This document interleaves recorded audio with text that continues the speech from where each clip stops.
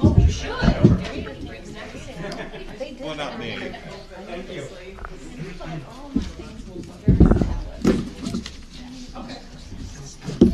I'll email you. All right, how are you? I'm going to start.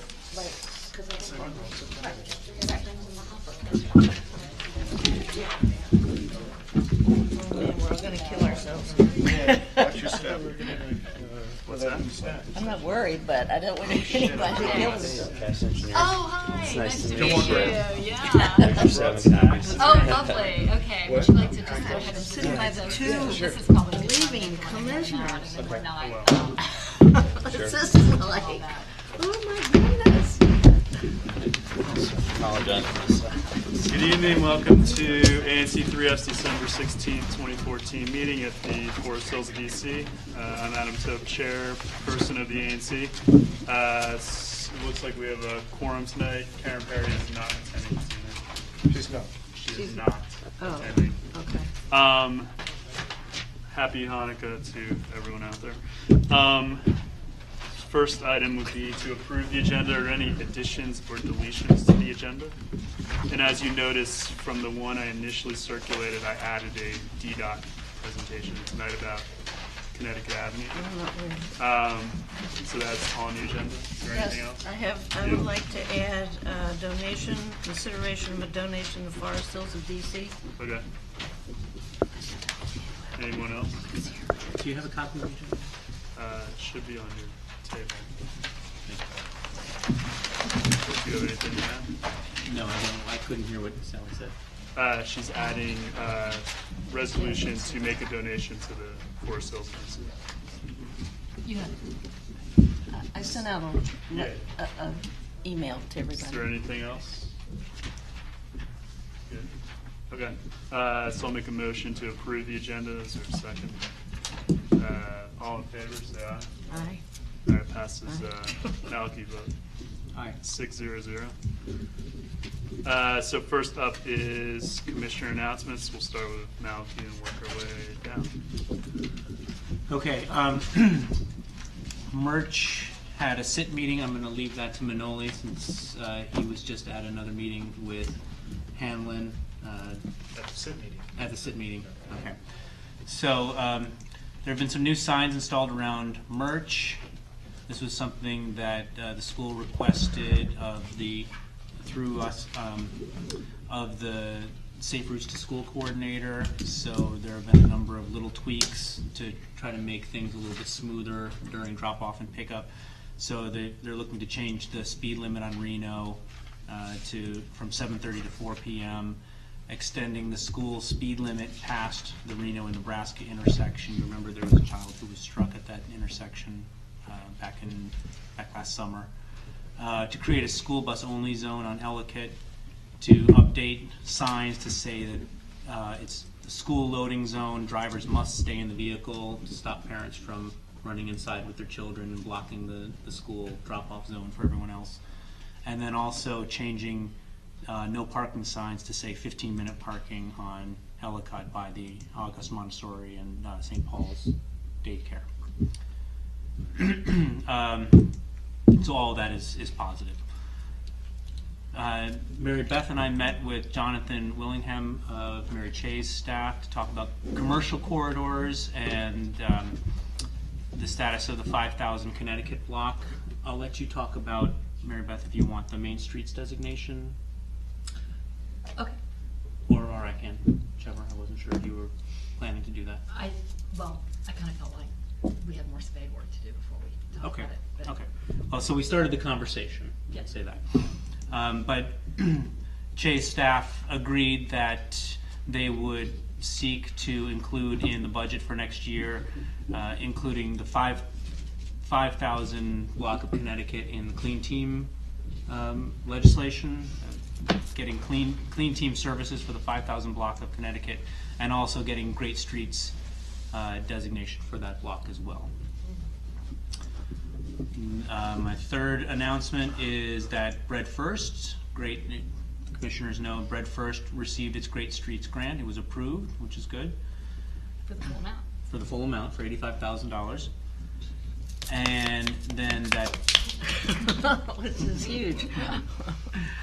so that's that's only the second grant in our. First. First, it's the first grant. Okay, great. That's why the applause. And then also related to Bread First, Ryan Hand of the Office of Planning held office hours to engage with the community on the Van Ness vision plans. He held that one last Friday, and the next one will be on Wednesday, January 14th at Acacia Bistro. So that's all. Okay, great, thanks.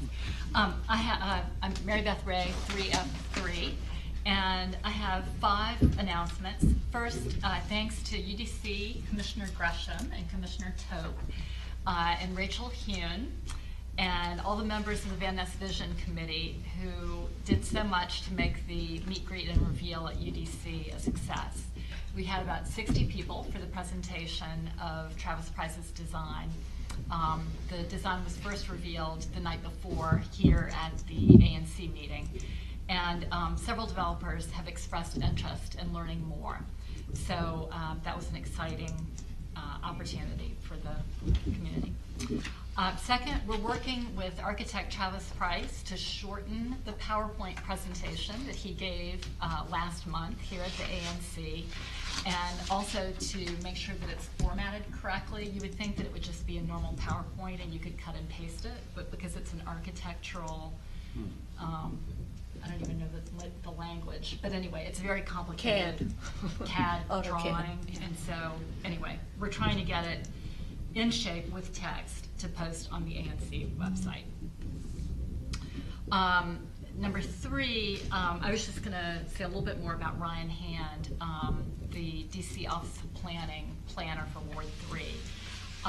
He also, in addition to the office hours, held his first Van Ness Vision Framework meeting and encouraged everyone to complete a retail survey.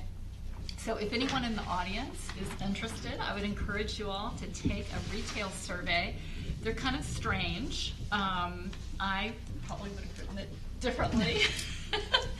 But you know, the gist is to understand what we as a community would like in the Van Ness area. And that's, so there are little dots and there's a map and you figure out where you buy clothes and where you buy I don't know, gifts and things like that, and then you're supposed to put the dots on the map. Anyway, and let's see, Commissioner Nugent mentioned his next office hours will be at Acacia Bistro on January 14th.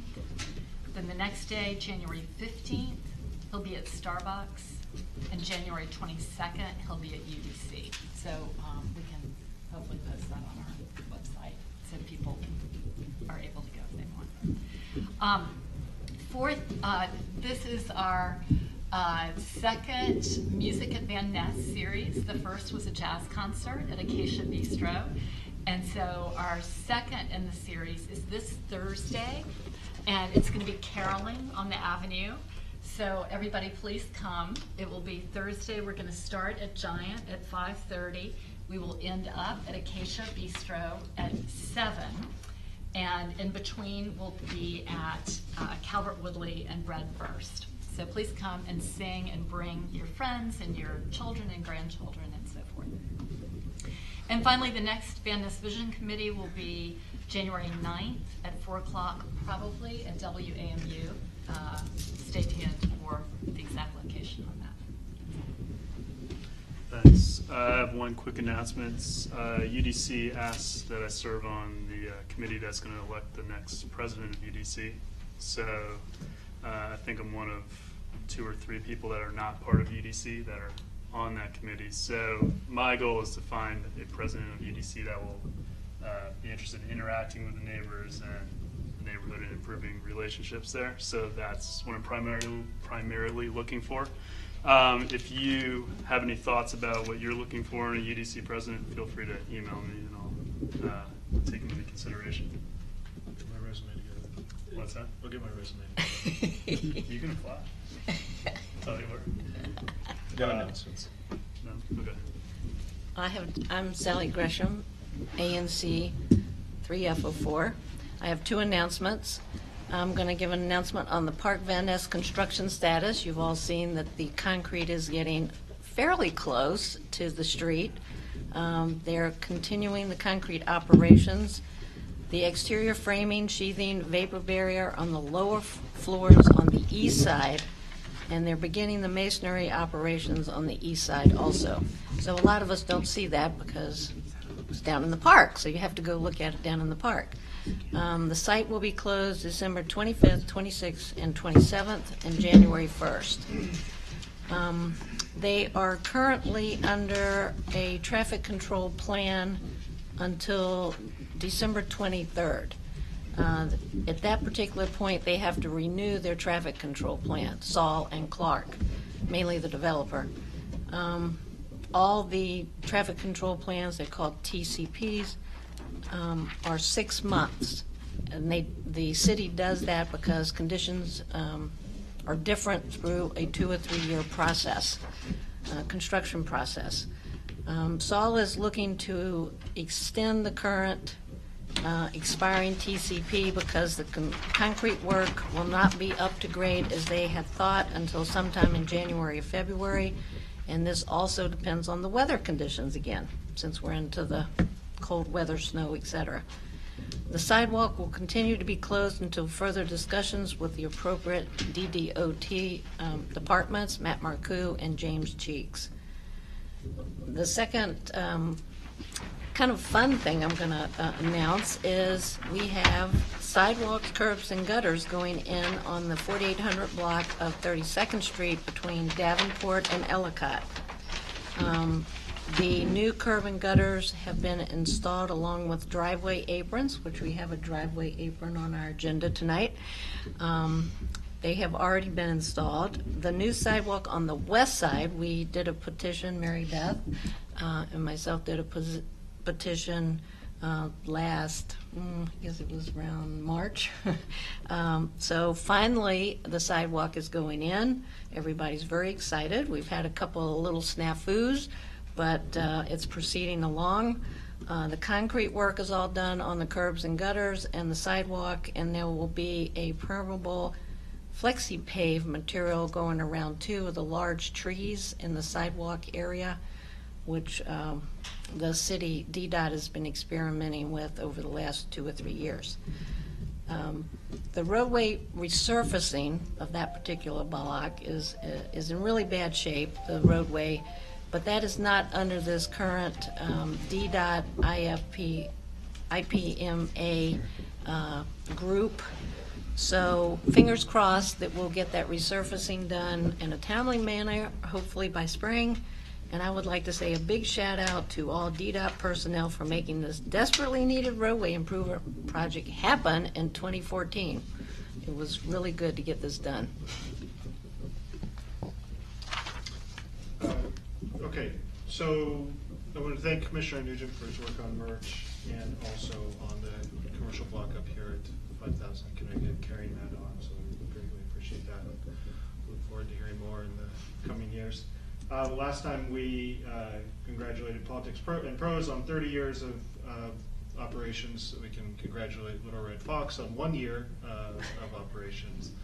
We're pleased to see them doing so well. So those are my only announcements. Do you want to go in, since I'm talking, do you want me to do the merch update? Sure. Okay. So I've been serving on the merch renovations school improvement team, which is a multi-agency and parent group to help guide the planning of renovations for any school. For those of you who've been coming to our meetings regularly, we had the director of the Department of General Services that actually does the construction in the spring. We had a SIT meeting tonight that lasted, so over the course of, I'll step back, over the course of the summer, involved in multiple meetings with a group that was set up to, that was hired to do a feasibility study, and that was one of the things that was agreed to through our advocacy, the parents, lots of work, so that some progress could be made, and we could actually see construction begin as soon as next summer and expedite the project. And Councilmember Che was critical in moving that along, and more funding was found to enhance to expand the budget some as well. This is from Murch Elementary School, just across the street. So we spent a lot of time with them over the summer getting things prepared.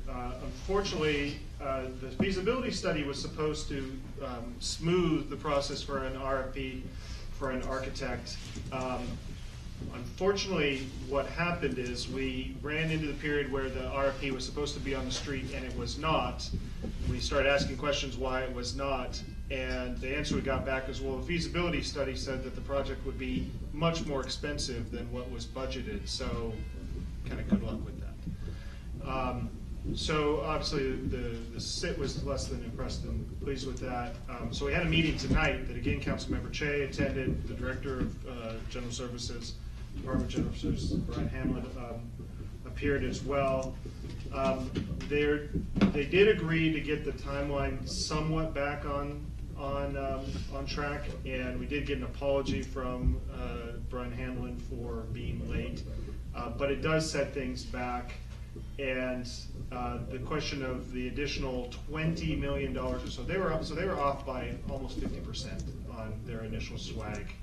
I called it fiction. They said an early estimate. And so now there is some question about whether or not to begin the project in phases, and frankly, hope the money materializes. And you hear this from DGS, and I don't think they'll say this publicly, but it's really quite remarkable. As somebody who's advocating for a project, the idea that don't worry, we'll get started, the money will be there, is something you actually want to hear as a taxpayer. It's just unbelievable that this is the way it operates. So there you go. It's still not entirely clear what's going to happen. They are moving forward. They did commit to get the RFP back on track, and they did commit to engage on some pretty serious issues that are still outstanding, ones that you're very aware of from 20 years ago. The National Park Service controls 40% of the land, still does control 40% of the land, unfortunately, and is not allowing construction on the most obvious places to build. And DDOT has some issues related to the fire station. And anyways, there's some things that they still have to engage on that they really haven't, despite having said that they would. So we did, get some commitments, but we've had commitments before. So we did appreciate the sort of forthrightness with which Councilmember Che addressed both DCPS and DGS, both represented by senior people. But I'd say there's a fair amount of frustration, and it's a difficult thing to explain to parents who, frankly, the project is 4 years behind schedule already, and what they're saying now is, well, you can roll the dice and hope for the best. So the advocacy continues. It's not quite comparable to some of the other things that have been experienced recently with Hearst. It's not too far off, but it's difficult. They're now estimating that the project will cost somewhere between $65 and $70 million. And the last school that was built in the district was Brookland Middle School, which was built for $68 million. So I think there's some serious questions to be asked about how DGS actually runs the modernization and how they operate generally. But then again, anybody who's dealt with them for a moment could tell you the same. Yes. So that's my update on that. You can move them to Fannie Mae. You can move MERS to Fannie Mae. Did they commit to putting shovels in the ground at a certain time? They did, but it was June of 16. And So that would still be the phased approach? So the same thing, that the possibility of there was retraction, or there was some, what's a kind way of saying it? There was some, they denied saying some things that were said earlier, that steps would be taken to expedite the process. The earliest really they would commit to was June of 16, which would then be for an opening of the school year in 18. Or, excuse me, yes, the school year in 18. So 18 to 24 month construction.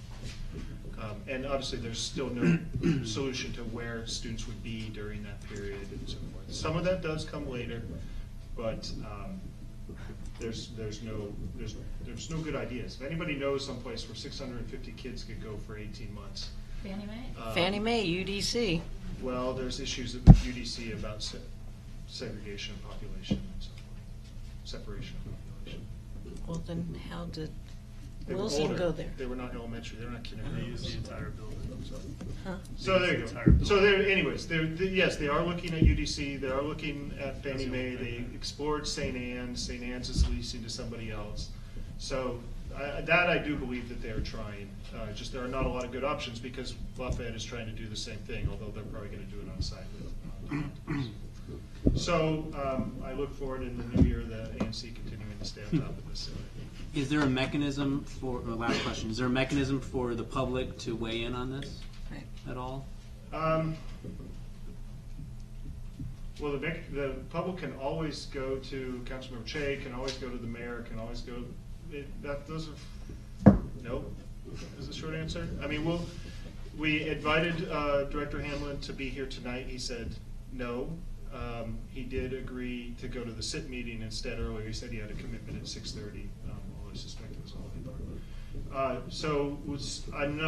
I don't think we should back away from the invitation that was extended to him. I do think there does need to be an opportunity.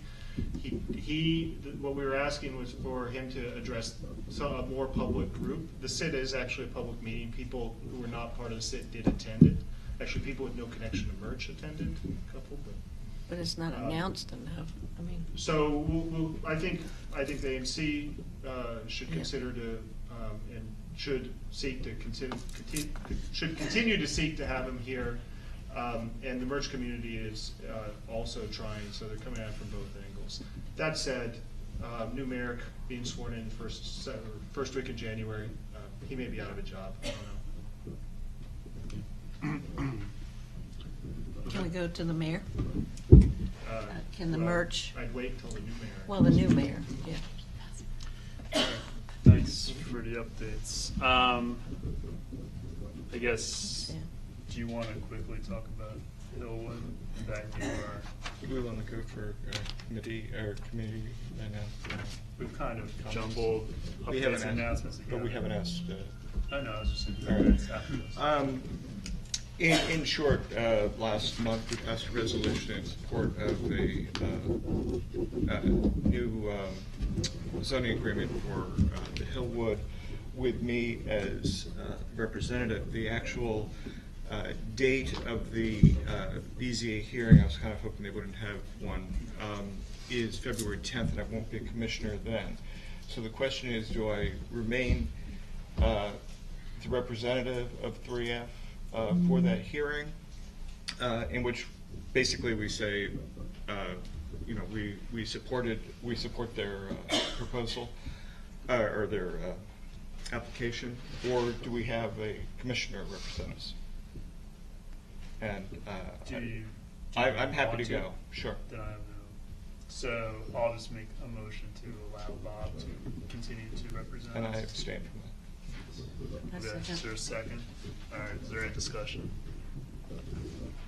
Okay, all in favor, say aye.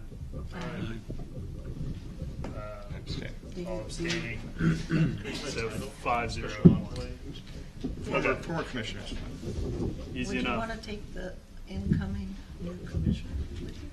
If you'd like to go, sure. February 10th, 441 4th Street. Okay. I don't remember the time. Does anyone else have updates? Because you've David already told us. jumbled. Oh, sorry, I didn't. Well, it doesn't, so does any It's okay. commissioner have any other updates?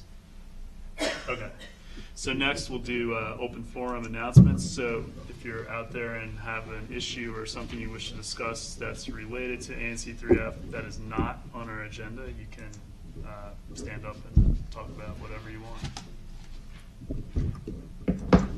Okay. Next up, I will turn it over to George. who's going to talk about Connecticut Avenue and crosswalks and pedestrian safety. He's from DDOT. What's your official title? I'm pedestrian coordinator. Okay. Thanks for having me.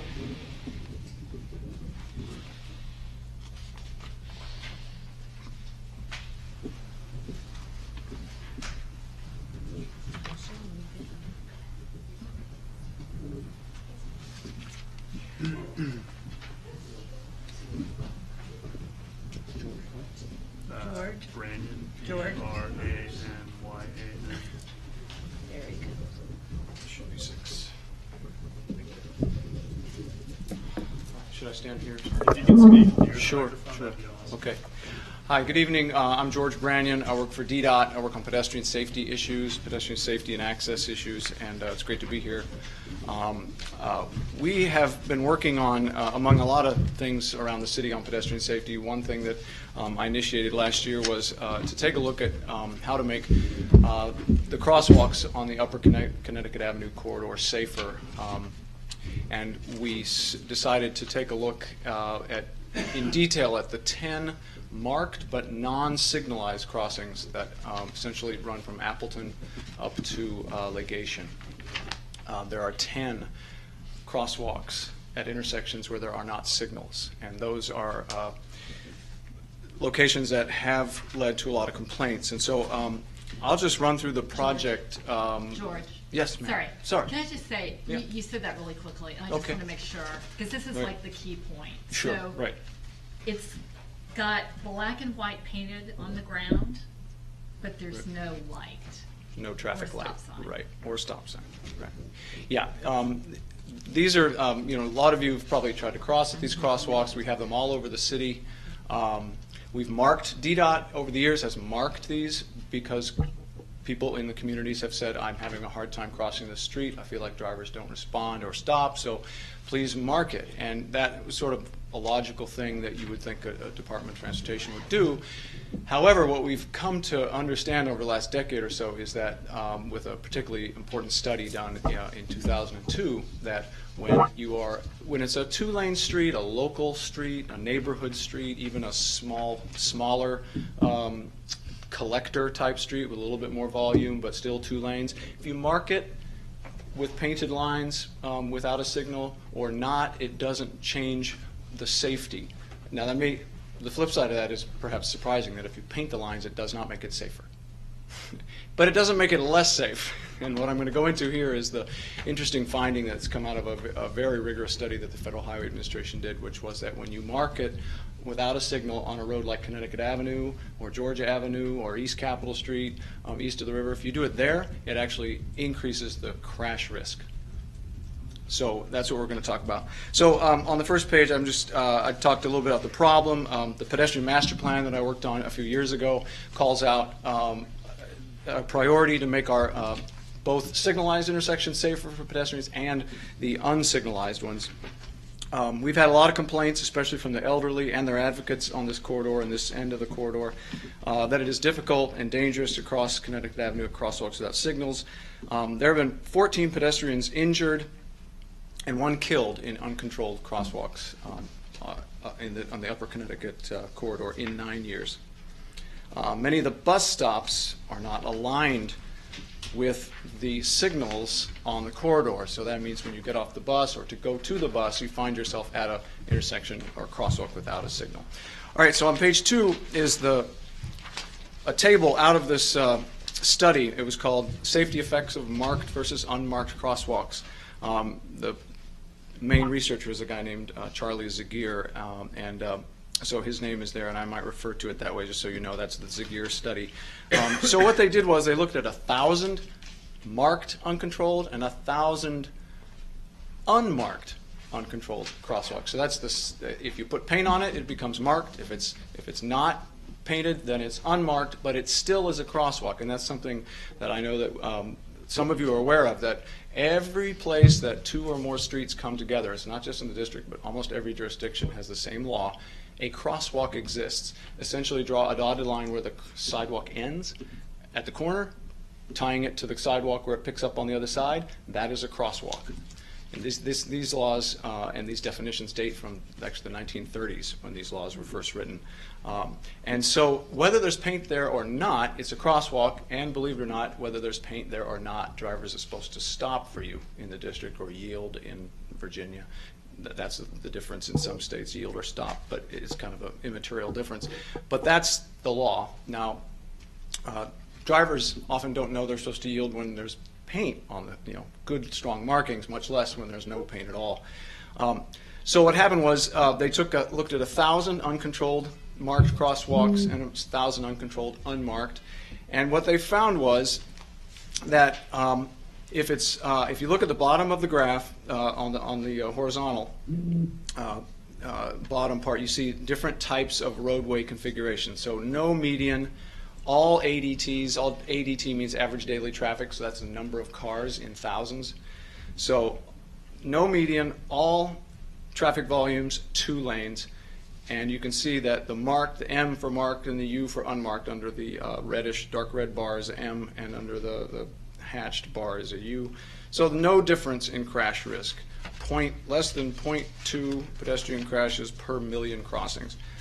And then you move to the right, no raised median, but up to 12,000 cars per day, and 3 to 8 lanes. Not a statistically significant difference, but a little bit more crashes in the unmarked than the marked. But it's not statistically significant. It's not really a difference at all. But then, if you move to the next one, you see if you have no raised median, but you have 12,000 to 15,000 cars per day, and you have 3 to 8 lanes, all of a sudden you see a bump up in the number of people who are the likelihood of being struck in the marked versus the unmarked. And then the really big one is Connecticut Avenue, represented by the next set of bars, which is no raised median, over 15,000 vehicles per day, 3 to 8 lanes. And that shows essentially about a 7 or 8-fold increase in the risk of being struck.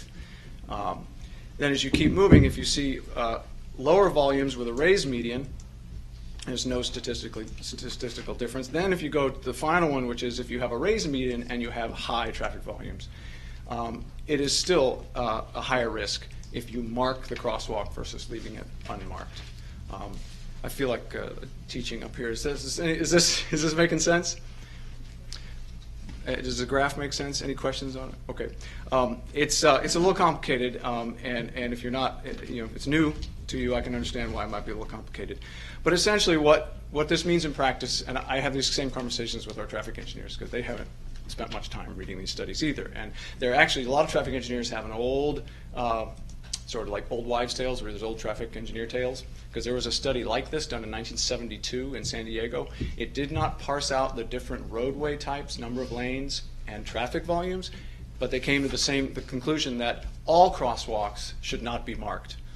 And so California, anyone who's familiar with California knows that in San Diego and LA, they went around and started removing crosswalks just willy-nilly. They kind of had their idea half right, which is that on big, high-volume, multi-lanes arterials like Connecticut Avenue, you got to be very careful where you mark. On a 2-lane street or a 4-lane street with relatively low traffic volumes, it doesn't make a difference. So I have to explain this to them too. If you look at the next graph on that page, for those of you who do this kind of research, this shows that as the traffic volumes grow, that is the horizontal axis going to the right, you see the blue line, which is crash risk for pedestrians, and the dotted red line is a crash risk for pedestrians, but for leaving it unmarked. So if it's marked, you see it's starting to climb, and they put that line at 10,000 ADT, average daily traffic. So that's where the separation begins, at about 10,000 vehicles per day. You go over that, and you start to see a pretty significant increase. And just so you know that those dots don't represent one location, each of the dots on this graph represent dozens of crosswalk locations that were part of the study. So we're looking at about 417 sites were used to compile this data. So it's a pretty rigorous study. All right, so that's the background. And then the next slide on page 3 is one of the things that scares the heck out of me about these crosswalks, and some of you may have actually experienced it. It's called the multiple threat crash. And it is only possible on multiple lanes at an uncontrolled marked crosswalk, unsignalized marked crosswalk. You want to cross the street, so you get close to the curb, you get into the gutter, and a car does stop. But it tends to stop relatively close to the crosswalk. And you think, great, thank you very much for stopping, and you start to walk out. What about the next lane? Have you looked to see if a car in the next lane, and in rush hour there are 4 lanes going the same direction on Connecticut Avenue, right? 6. 4 going the same Right direction. in the same and direction. 2. Yeah, 4 in the morning and 4 out, and that's a lot of multiple threats there. So you may get a car to stop for you, and then you start crossing and you don't notice, especially if it's a big vehicle, SUV, a van, you cannot see a thing in those other lanes going the same direction. That type of crash in the Zagier study didn't happen at all in any of the locations studied where it was unmarked. It did not even happen once. In the marked uncontrolled locations, it happens 17% of the time. So that big increase in crashes, 17% of that big increase when you mark it, was the multiple threat crash. And that was coded by the police officers. They looked at 5 years of crashes at these 417 locations at the crash reports. So that is what makes these kinds of crosswalks very dangerous. Now, the rest of the percentage, proportion of crashes, it's really, there's no definitive reason why. Traffic engineers are quick to say pedestrians get a false sense of security in marked crosswalks. I'm not sure I want to go that far, but I have seen behavior that indicates that pedestrians believe there's they should get some benefit out of them, that drivers should acknowledge them when they're in the crosswalk. We all know that drivers are increasingly distracted, and I've seen people trapped in the middle of the road on the double yellow line, and drivers just refuse to stop for them. So to me, they don't have a false sense of security. I think drivers sometimes have a false sense that they don't have to stop for pedestrians. So whatever the reason, I'm not going to blame pedestrians or just blame drivers. It's probably a combination. But the reality is much more likely to be hit in that type of crosswalk. So the next slide there below the multiple threat crash one is just about how Federal Highway has taken that study and put it into the manual that engineers use. And basically they have said in pretty strong language that new marked crosswalks alone, without other measures designed to reduce traffic speed, shorten crossing distances, enhance driver awareness of the crossing, and or provide active warning of pedestrian presence, should not be installed across uncontrolled roadways where the speed limit exceeds 40, and either the roadway has 4 or more lanes of travel without a raised median for pedestrian refuge and an average daily traffic of 12,000 vehicles or greater, or the roadway has 4 or more lanes of travel with a raised median or pedestrian refuge island and an ADT of 15,000 or more. Now, technically, obviously the speed limit is not 40 on Connecticut Avenue. It's posted at 30, but we do know that I think the 85th percentile is close to 40 most of the time. It's probably 38 to 40. So the basic concept holds. So that's in the manual, the 2009 MUTCD, which stands for Manual on Uniform Traffic Control Devices. The study had a great paragraph at the end. It said, the results of this study should not be misused as justification to do nothing to help pedestrians to safely cross streets. Instead, pedestrian crossing problems and needs should be routinely identified, and appropriate solutions should be selected to improve pedestrian safety and access. Deciding where to mark or not mark crosswalks is only one consideration in meeting that objective. So I've tried to take that to heart with the things we've looked at in this study, which I'll talk about in a minute. So if you look, the map of the district there shows all the major arterials, places with more than 15,000 vehicles per day and multiple lanes, that if we were to just mark a crosswalk, or if we have one marked now, would be a hazardous location. That's a lot of red lines on that map. That's all the major arterials and even some that are probably minor arterials. So I got a lot of work to do. But I wanted to start on Connecticut Avenue because I have some allies here and people who are very thoughtful about safety. And I thought this would be a good place to test this idea of looking at a fairly long chunk of a major arterial and seeing if we can't make some improvements. All right, so we're kind of calling this the DDOT Upper Connecticut Avenue Crosswalk Safety Study. It was prepared by Sabra Wang, our consultant for signal warrants. So a few of the things they did to sort of set the stage was to take a look at the demographics of the area. So on page 5, the second slide is the elderly population. This is a fairly high elderly population area for the district. The section we're in right now is 20 to 25%, 65 plus years old. The section north of here is the high, two sections are right on the corridor, 35 to 50%. I can't see the street names, but that's up north of Nebraska. What is this? I'm just surprised that this facility makes it lower.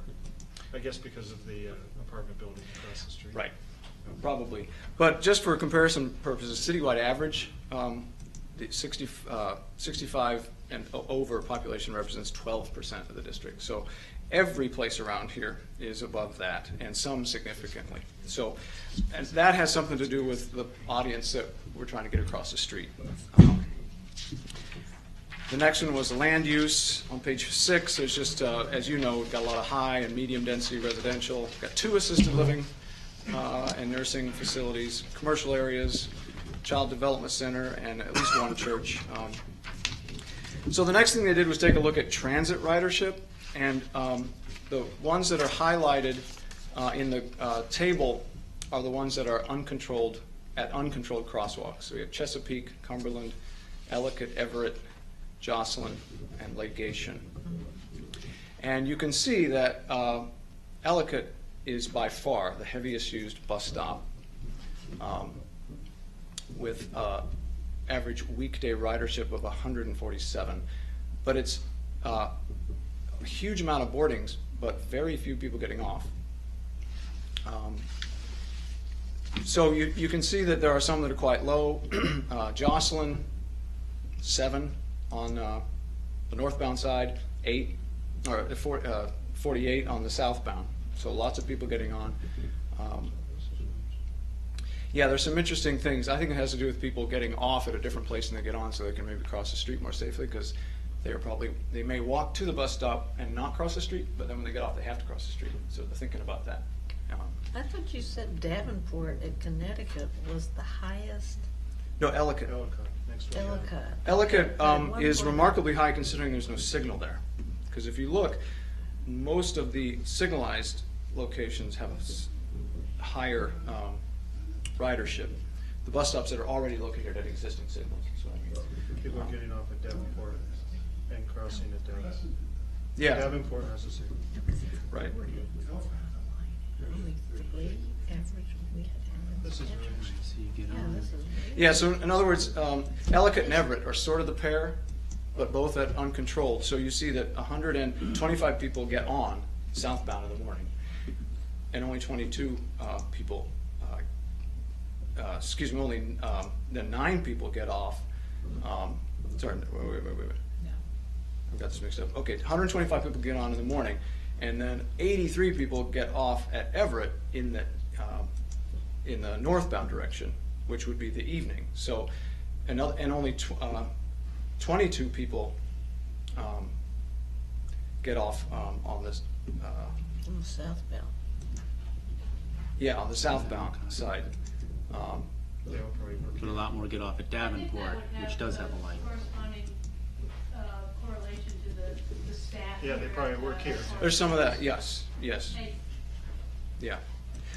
So at any rate, it gives us some ideas of how many people are using these bus stops. Interestingly, the Cumberland stop is 51 total, which is only a southbound stop, and that's just enough to justify a shelter by 1. What is the number for shelter? 50 is what my public space people told me in a discussion about this, that 50 is the cutoff for getting a shelter. Which one are you saying needs a shelter? Cumberland has a shelter. Right. As one of the powered up ones with the electronic display, in fact. Mm-hmm. I think a lot of them were put in because they were there before. And when they put the new ones in, they just replaced them. They didn't necessarily check ridership. They didn't want to pick a fight with the neighborhood, frankly. Probably, Probably what happened. The next one gets into really kind of even more drilling down into what we want to know about, which is where are people crossing, or how many people are crossing the street at these uncontrolled crosswalks. It's pretty darn low. Ellicott is the highest, so it's broken into AM and PM, and the north and south means north and south side of the street, of the cross street.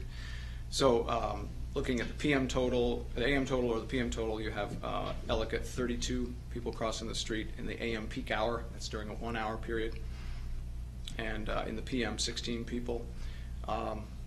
Next is Jocelyn with 28 crossing in the morning peak hour, and 13 in the PM, and then Legation third with 23 people crossing.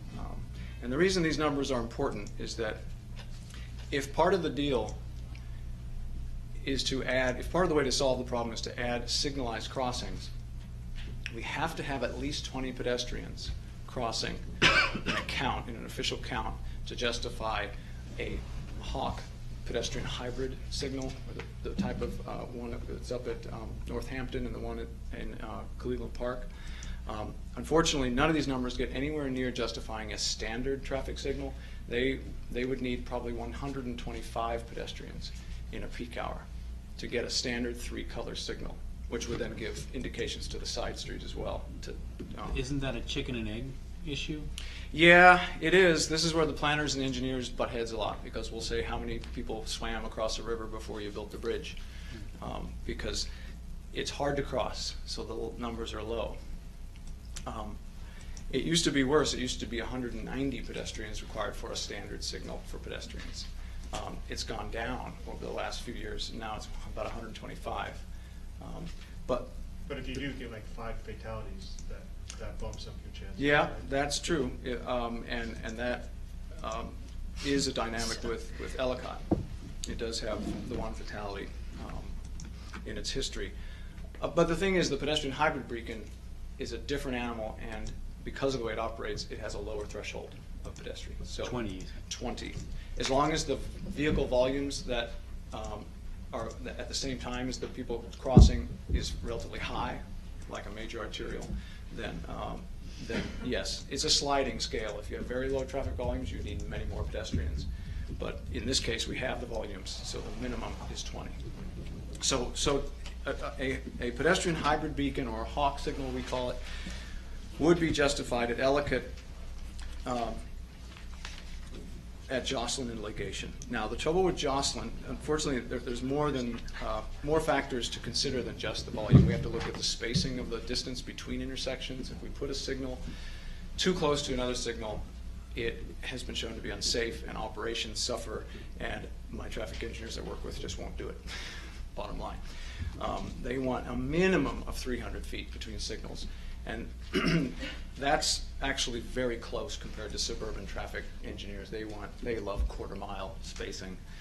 That's not going to happen in a city, but we have been able to get 300 as the threshold. So I'll talk more about that in a minute as we get to the recommendations. So the crash history, just I think you might find it interesting. So we have one fatality that has happened. There have been 5 fatalities total on this corridor from essentially, I guess, from Devonshire up in the last 9 years, but 1 in an uncontrolled marked crosswalk, and that was the one in November 2007 at Ellicott. And just so you can see, the one in 2005 was between Macomb and Newark. That was down in Cleveland Park, and that was judged to be, by the police, judged to be a pedestrian error, pedestrian fault. The one between Fessenden and Nebraska, sort of in front of Politics and Prose, that was also someone crossing mid-block. Yeah. And then 2008 and 2011 were both turning vehicles, turning onto Connecticut Avenue from a side street, hitting pedestrians illegally in the crosswalk in 2008 and 2011. But again, they don't really bear on this particular analysis because they were not at uncontrolled crosswalks, but it's interesting to know. Then if you flip to page 8, you've got the crashes that the consultants found in our database that have happened at these uncontrolled crosswalks, all listed there. And this is, again, from 2005 to 2013. And Legation has 4. And Ellicott has 3, of which one was a fatality. These are all injuries. Usually pedestrian crashes, about 90% of the time a pedestrian is struck as an injury because of the vulnerability of pedestrians.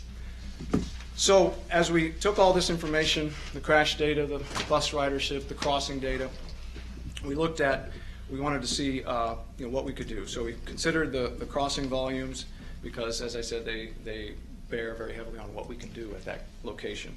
Distance between signalized crossings also tells us where we can or shouldn't put a crossing device or signal. And then spacing of bus stops was very important because we want to have them spaced at the controlled intersections, but not so far apart that it becomes a burden to use the buses. Some constraints are that, unfortunately, we cannot put a signalized crossing at every crosswalk that's out there now. It's economically, cost-wise not feasible. Safety-wise, some are very close to other intersections. Operations would suffer when they're in use. Not that that's our highest measure, but it would. And I know often we get complaints about the way our signals operate and how they hold up traffic. So the next slide, on page 9 is essentially and I'm sorry this is kind of small because it would have been bigger on a presentation, but we didn't, weren't able to pull that together. But this is the section, half of the study area, which is in this ANC's jurisdiction, essentially up to Fessenden. So starting at the north side, at Fessenden there is no change. Fessenden has a signal and crosswalks. Coming down Everett, the recommendation is that we get rid of those markings, move the bus stop down to Ellicott, and then install a pedestrian hybrid beacon at Ellicott so that people can get across the street to the bus stops, from the bus stops, and at other times. Moving down to Davenport, the crosswalks remain, the signal's already there, it's already a signalized intersection, but we move down the next block to Cumberland. Cumberland has the one marked uncontrolled crosswalk and a bus stop, and the proposal is to move that bus stop up to the north side of Davenport and get rid of the markings, the crosswalk markings at Cumberland. Then to Chesapeake, where the markings would be removed and both bus stops, because the bus stops, again, are what drive a lot of the demand for crossing there. And then moving down to Brandywine, it stays the same. It's got 2 bus stops, it's got a signal, it's got crosswalks. And then Appleton, which has 2 crosswalks, those would be removed. It does not have any bus stops currently, and so there would be no moving of bus stops. So for the section of the study area that's in 3F, those are the recommendations that we've come up with that I'm here to present for your feedback, thoughts. And I put in a slide about the about hawk signals, just so you all are aware. Remind you, I know we've talked about it before, I think, and since you were on this corridor, you're on the one corridor in the city that already has 2, so you probably know what they are and how they work. But they're a little bit different than a standard signal. But they are now available. They were just put in the manual in 2009. Before there was no way to stop cars with a red light except a standard signal until this was put in the manual. So I've been pushing them at DDOT. Other cities are using them now. States are beginning to use them.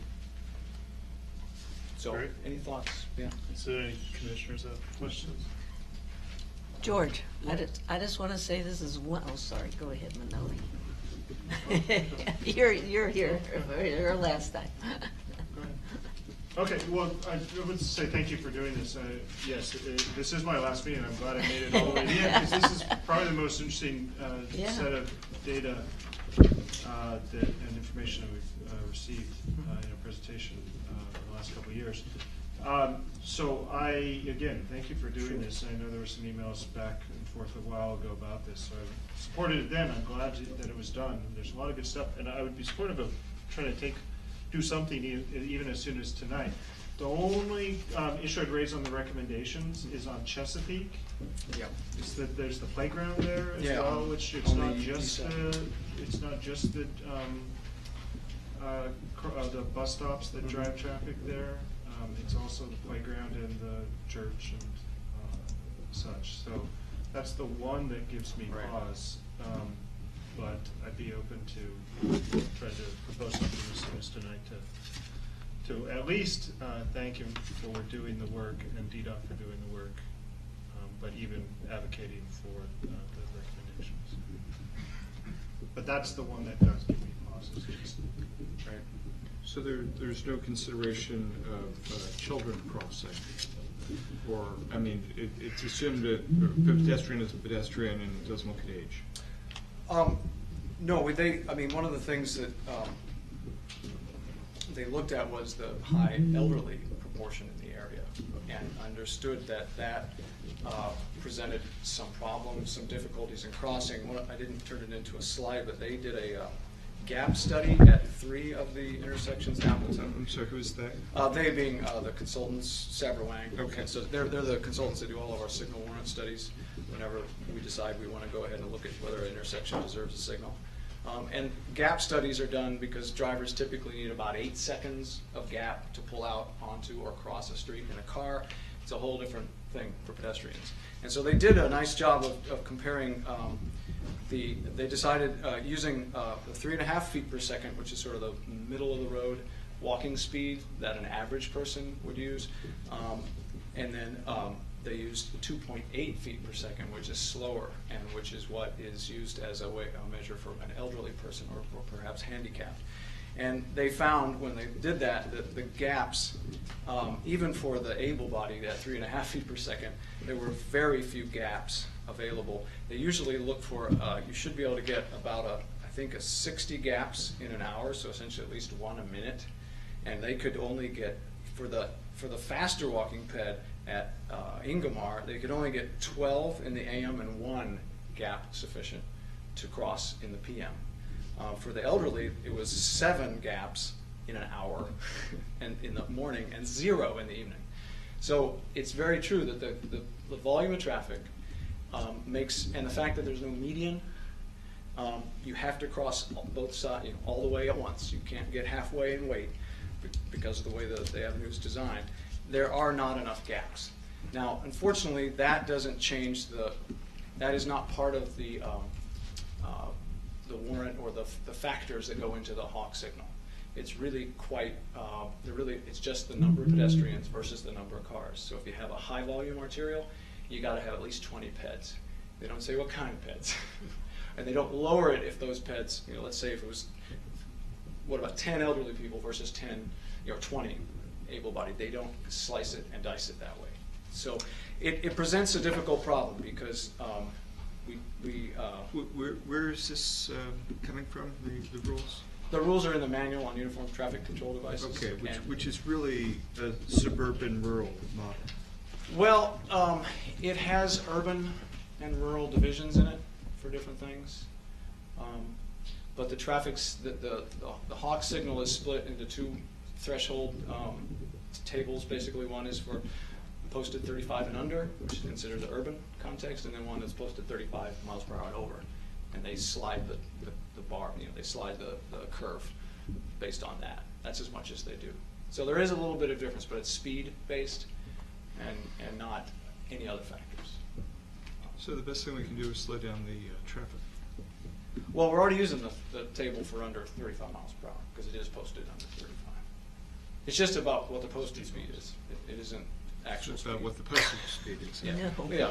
If your speed is posted at, say, 45 miles an hour on a more rural suburban context, you would use a different table than if it was if you had a street at 25 or 30, like Connecticut is. I sympathize because this is the trouble with. It always has been the trouble with the traffic engineering Well, I mean, guidelines. it's not your manual. But But the thing is, because part of me would say, well, you know what? Why don't we? There is one countermeasure that relates to the multiple threat crash, and that's what's called advanced stop lines. And that's where you put the stop line, which we normally don't put at all at an uncontrolled crosswalk because there's no signal to stop, no stop sign. But you put it 20 to 50 feet back, and you put a sign that says "Stop here" for pedestrians. And what happens there, and I've seen it work in DC in a test location, is that drivers who aren't going to stop don't care if there's a white line on the ground or not. They're going through, and so you don't get to cross the street then. But if you are trying to cross the street and a driver sees you and they see you trying to cross in the crosswalk, and when they decide to stop, they do try to stop at that advance line. And that advance line opens up your view of the rest of the roadway so that you will not be hit by the car that goes by in the next lane. Even though there's laws that say you're not supposed to pass a car stop for pedestrians. But, and I have seen that work. But sort of by the same token of your comment is that if we have an uncontrolled marked crosswalk there, I'm even more scared for kids using it. So, yes. and so that's the thing. I don't want to say, well, it's like there's no half measures in this. That's the reality. It's either go big or go home on these kinds of things. Either put a signal in or unmark it. Because the things in the middle, which the traffic engineers I work with are like, well, we'll try a new sign. We'll put a few more markings out there. Little half measures. But the research seems to show that if you, on a big road like this, you need a red signal, whether it's a standard signal or a hawk to stop cars. Then you can get across the street safely. Other than that, you might as well leave it unmarked so the pedestrians are put at a disadvantage. I admit it. It's not good for pedestrian access, but it is good for pedestrian safety. Is that people who would cross there, and you'd still be legally entitled to cross there at any of these locations that have the markings removed, but you would probably wait for a larger gap. You would not assume anybody's going to stop for you. Is that the best situation? No, but it has shown to be a lot safer. So it's a tough balancing act. I just want to say thank you, George, for doing this, because you had your first meeting and you asked people for feedback. Hopefully that feedback was good. I agree with your assessment. I live on Davenport, very close to the bus stop. Ellicott definitely needs something, getting rid of the zebra stripes at Everett and Appleton. Most definitely, Appleton definitely needs them removed, because you really don't even have pads up into the side ramps or anything to the sidewalk, so it's actually kind of more than dangerous. I agree with Manoli about Chesapeake. I don't know how many people really, I don't see a lot of people there from the playground. They seem to come from within Forest Hills to the playground, but I don't know. I mean, maybe that's just what I've noticed in walking up and down. That you don't see them so much coming across the avenue. Well, I see them crossing, yes, from the west side, from Wakefield area. If you stood on the corner of Chesapeake and Connecticut, which I have actually for extended periods of time, you will see them, but you also will see them go up to Davenport to cross. Right. Which, okay, fine, it's a block. And they'll go down the Right, street, but, right. Well, the reason I say that is because my husband goes out the back of our house at Davenport and then actually goes down Chesapeake to get across Connecticut Avenue to go southbound in Connecticut at both rush hours, or north or south at rush hours. And I've asked him, does he see a lot of people crossing there, especially morning rush hour? And he says that, yes, there are people trying to get across because they're trying to get to the bus stops. Right. So that is kind of an oddity. There's an additional hazard at Chesapeake, and not to Yeah. go too deep into these individual spots, there is additional hazard at Chesapeake because of northeastbound traffic on Chesapeake making the turn onto Connecticut. Yes. They just sort of slow and go. They slow and they look up what the southbound traffic is doing and then go. And I've seen people almost get hit trying to cross Connecticut by people turning right on Connecticut from Chesapeake. And it's partly, if you look even on this map, the angle that you approach Connecticut from on Chesapeake. I was trying to actually get the bike share station put there, so at least there'd be something that would push people out to at least slow when they're making that right turn. whether it's some sort of bollard or whatever. I was just trying to use the word bollard. And then the other, pylon. Something that actually forces traffic out to slow that on the turn. So it's sort of a combination of factors there. It's the Connecticut Avenue traffic, but it also, in an odd way, is the Chesapeake traffic. Well, it's an astute observation that about it's a lot of times the cars turning onto Connecticut from the side streets, either signalized or unsignalized locations, because that actually is the highest of all the crashes, the injury crashes. Legation, 3 of them, 3 of the 4 were left turn hit ped, coded left turn hit ped. So Turning onto Connecticut or off of Connecticut? I'll be completely honest. I don't have an actual crash report to look at the diagram, but when I see that, it's usually people turning onto the main line from a side street Onto when it's that Connecticut. type of intersection. It's possible it was somebody turning left and crossing the north-south crosswalk. It's possible, but there are a lot of them. Left turn hit ped at Ellicott, Everett. There was a right turn hit ped. So there's, and the interesting thing is if you add a standard signal to one of these uncontrolled locations, you actually increase the risk of that, because drivers coming to the corridor, to the main line, see a green ball. Either it's red or it's a green ball. And if it's a green ball, they're carrying more speed into the intersection when they turn. So it's a very common crash. It's the most common crash in the district at a signalized intersection. It's people in the crosswalk being hit by a driver turning left or right. It's over 200 a year of that type. So if you have I guess, and maybe that's a good thing about the Hawk signal, is the Hawk has the side street continues to be controlled by a stop sign. So you would never carry speed into the intersection and conflict with those turners. But you wouldn't necessarily get rid of the problem that you've seen, which is people do stop, they see a gap, and they go. There's some advantage with the Hawk. We've seen it on the first location on Georgia Avenue at Hemlock, which went in 2009 before it was even in the manual. And we had it studied, and they said there were a few times where pedestrians activated the Hawk, and then it stopped traffic, and they started to cross, and it actually took the pressure off of the drivers turning onto Georgia Avenue from Hemlock, because they knew that the traffic on Georgia was stopped with a red light for the pedestrians, and they waited patiently for the pedestrians to finish crossing, and then just went on their way. So if you happen to just luck out and go to a Hawk location when pedestrians have activated it, then you actually get a little bit of a break. So there's a little bit different dynamics that happen, but some crash types aren't going to be countermeasured by it, some will. And is the thinking on not putting anything on Chesapeake because of its proximity to Brandywine? That it would be a second light, it would be too close? Yep. And that it would, you alluded to it being dangerous having signals too close to each other. Now, Chesapeake is not badly spaced between Davenport and Brandywine. I think I do have some data in here about that. I think it might be over 300 feet, but it's. That's an important number. Yeah, that's the number the traffic I think engineers it's tell me more they clear. don't want to go less than that. Yeah, the trouble is if you look at the counts, it's 10 in the morning, and I think 11 in the evening. And that's just not, we're not even halfway to the ped volumes. I mean, granted, that's a. You mean for a Hawk? Yeah, for a Hawk. We would need No, to get, we would need to I'm get just 20. wondering if you should take it out.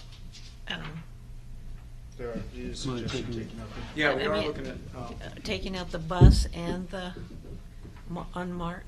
yeah, I mean, the distance, marked. That's a recommendation. 360 feet. I want to know that, but. It says 360 feet from Chesapeake to the nearest signalized crosswalk. So, I don't know if that's north or south, but it's probably south. The slightly longer block is the north.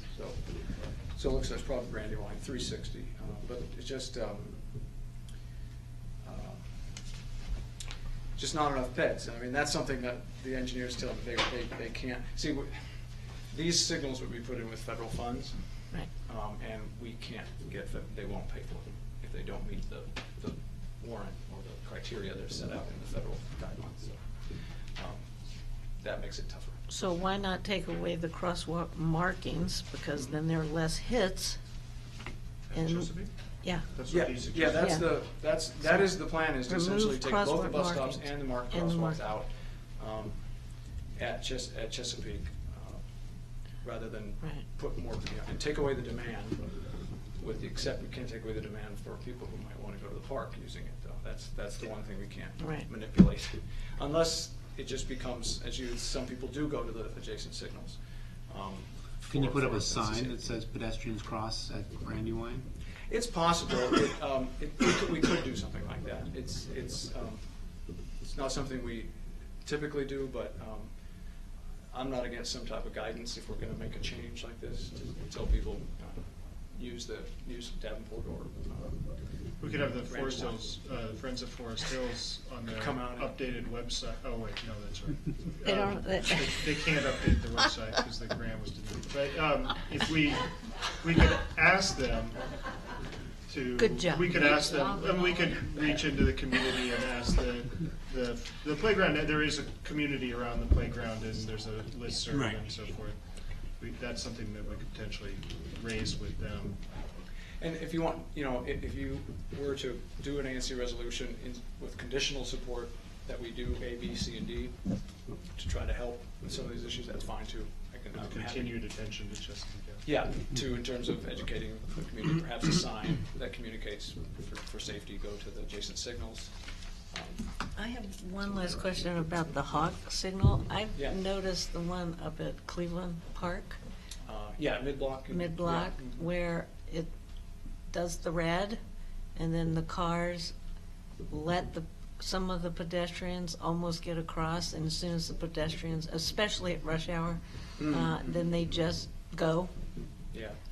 Is that causing a problem? At that location, we've gotten some complaints. Yeah, Susie Lynn of Little Susie's, she knows my number well. Wake up, Little Susie. And calls me. I had them add, I think, the most we could. One thing, we had a little bit of the same problem, because that's the difference with the hawk signals, that drivers may move on the flashing red. It's only solid red for about 8 or 9 seconds. And then when the countdown starts for the pedestrians is when it goes to flashing red, the wig-wag flashing red. And drivers are supposed to treat it as what a flashing red is, which is go, move if it's safe to move from a stop. Right. And we have had some complaints there. We had a problem with the elderly who were using the first hawk on George Avenue. They felt like drivers were a little too close to them when they started to go. Like they were finishing their crossing and cars were going behind them, and they felt worried about that. They felt uncomfortable, and so we did add some red time, solid red time to the initial. And I had our traffic signal chief add time to the one at Connecticut Avenue, and I'm kind of waiting I haven't heard any bad news, so maybe it's improved a little bit. But I think we added 3 or 4 seconds of red. That was all we could because of the way the software is configured, I was told. So I think there's now 11 or 12 seconds of solid red before it goes to flashing red. So more pedestrians are further across the crosswalk and less conflict is happening. But that's the way the hawk was designed. It was designed to hold up traffic as little as possible, frankly. It came from Tucson, Arizona, is where it was first used. There are 240 or more of these in Tucson, Arizona. And now that it's been in the manual since early 2010, they're popping up all over the place. And I think what happens is, I think the problem that's happening at Cleveland Park is people notice that the crosswalk has been activated, and they see the first people standing there who've pushed the button, and they're starting off with the walk signal. And then someone says, oh, wait a minute, I want to cross the street now too. I'm going to go to Chipotle in a couple minutes. And so then they come in late after the countdown has already started. And then drivers, if they're doing the right thing, they're like, well, okay, it's gone to flashing red, any pedestrians? And they start to move, and somebody kind of literally jogs into the crosswalk because, well, it still says 12 seconds to go. I can still get across the street. Because at every other signal, if it's counting down, it's still solid red for the opposing drivers. It's not at a hawk, it's a flashing red. So, and I think we're a victim of our own success there. I've seen some counts that were done for another study after that was in for a few months, and we were seeing 50 to 60 pedestrians in the midday peak hour crossing at the hawk. You only need 20 to justify one, and most of the times that's as many as you'll get. But I think it's been very successful. People like to use it, and so we're getting fairly large numbers of people using that. The evening peak hour is also up around 50, 60 pedestrians. So it was designed to get relatively few pedestrians across the street at sort of not tight intervals, but occasional pedestrians across the street. So, and that's why it doesn't hold up traffic very much, because it goes to the flashing red. So that's its origins has something to do with the issues that we have in an urban context. What is the threshold for putting in a regular light? With the traffic volumes on Connecticut, I believe it's about 125 pedestrians in a peak hour. In a peak hour? Yeah, Okay. in a peak hour. So we're not there yet with a No, crossing no. and flipping. We've talked about changing that. If it ever got higher, if it ever got that high, and we could do that.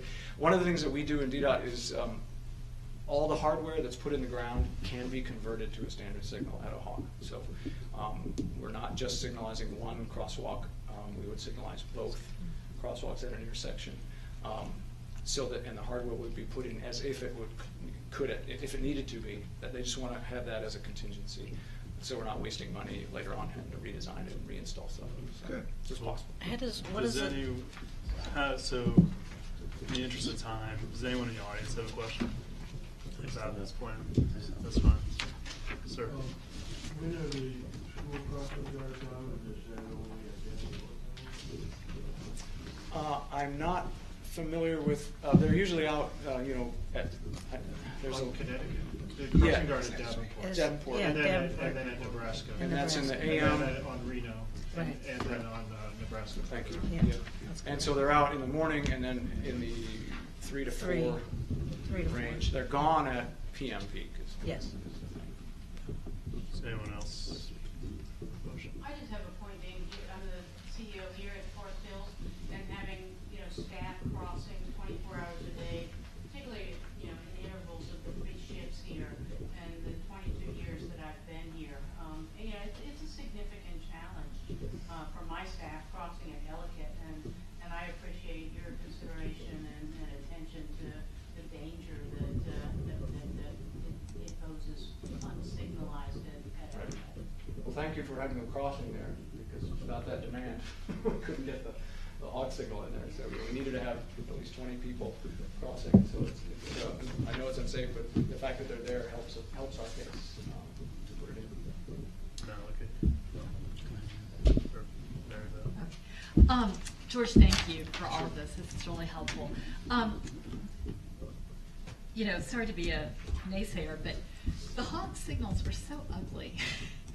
It just looks so cluttered and junky with all the signs and lights and everything. I mean, I know it's kind of a new thing in the design transportation world. Do you think as they're out more and get used more, maybe they'll be streamlined a little bit? It's possible. The one sign that says crosswalk stop on red, and has the red symbol, that's required by the manual to be there. The other sign that we put up to tell people what to do on the flashing red was one we stole from Boulder, Colorado or somewhere, because there have been other jurisdictions that have had drivers not quite cotton on to how it works, and so we thought we'd try that sign. So that's an extra sign. So there's 2 signs. The signal heads, the way they're arranged, they do look a little bit cobbled together, I've noticed, and I'm surprised the Fine Arts Commission hasn't come to tell us that we need to make them look better. I think they care about safety too. So it's possible that the way they're configured, but I mean, we can't change the basic configuration, but the way the back plate fits over it maybe could look cleaner, I think. Is that what you're getting at? I don't know, something. Yeah. Or we get more of them and we all get used to them. And Are these based on Tucson's? yeah, Tucson's evolved from like '97 when he put the first one in. The traffic engineer who I met and got to talk to, and he stole the idea from Britain. Actually, he saw something similar in Britain that had the flashing red, actually piece of it. So yeah, so that's where they tested it originally. And I didn't say it, but the traffic signals often result in an increase in rear-end crashes and sideswipe crashes, but a reduction in higher severity crashes if you put a new traffic signal in.